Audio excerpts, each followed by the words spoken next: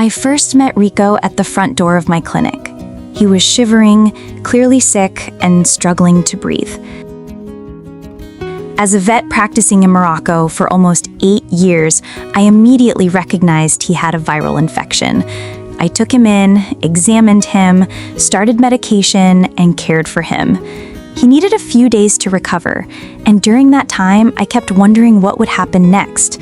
In the end, I decided to keep him, and it turned out to be one of the best decisions of my life. Not long after, I realized just how special Rico was.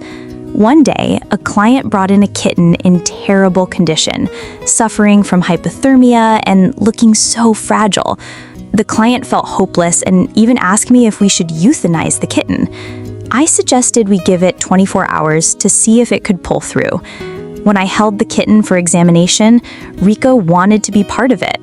Since there were no clients in the reception area and the sun was shining warmly, I set the kitten down with Rico nearby.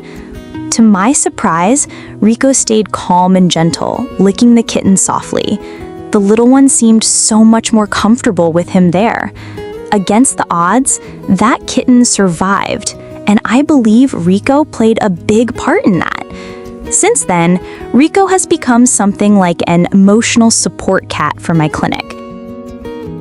He brings comfort to hospitalized animals and eases the anxiety of their owners.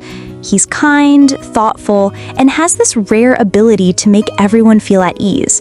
Sometimes I even get a little jealous because he seems to love everyone equally. I catch myself saying, "Hey, remember, I'm your mom." Rico lives full-time at the clinic now, and I think that's where he's happiest.